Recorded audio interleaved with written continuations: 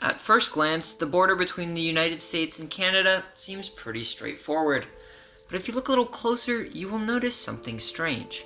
A chunk of the US, part of the state of Minnesota, lies completely cut off from the rest of the country by land, separated by a lake known as the Lake of the Woods.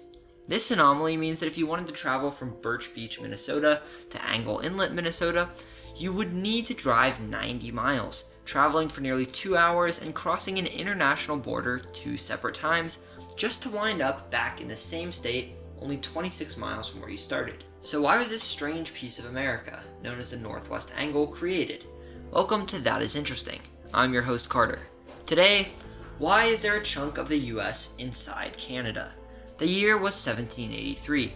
Negotiators were signing the Treaty of Paris, formally ending the Revolutionary War and founding the United States. This treaty gave the United States significantly more land than it already had, adding on to the original 13 colonies land from the Mississippi River to the Atlantic, with the northern border drawn through the Great Lakes, then through a series of rivers and lakes, connecting Lake Superior to a lake known as the Lake of the Woods.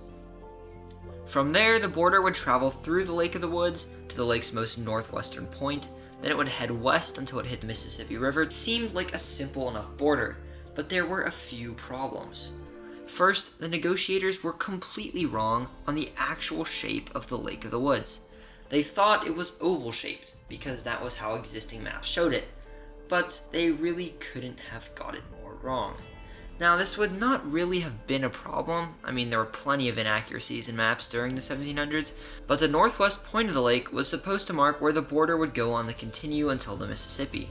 Just looking at a map of the lake, it is no wonder that people couldn't agree on where the northwesternmost point even was.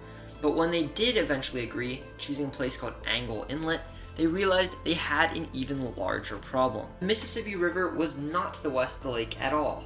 Mapmakers thought it had been, because they had no idea where the river even started. It turned out its source was a small lake directly south of the Lake of the Woods. So what was supposed to be an east-west border became a north-south one. They simply drew a line from the headwaters of the Mississippi until it reached the original line drawn heading west from the lake's northwesternmost point. But coincidentally, the headwaters of the Mississippi was so directly south of the Lake of the Woods that the initial border from the northwesternmost point was only 10 miles long, giving the United States a small piece of land on the northern side of the lake. Later, in 1818, Britain and the US agreed to make the remaining section of the border a bit simpler, following the 49th parallel from the Lake of the Woods to the Pacific Ocean.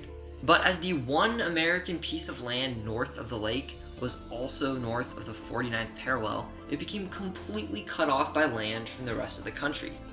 Interestingly, if the US-Canada border was drawn from the northwesternmost point of the lake instead of the 49th parallel, Vancouver, Canada's third largest city, would be located inside the United States instead. Today, the Northwest Angle, as it is known, is home to only 119 people, and while occasionally some people say it should be given to Canada to make things simpler, most locals are just happy with the way things are.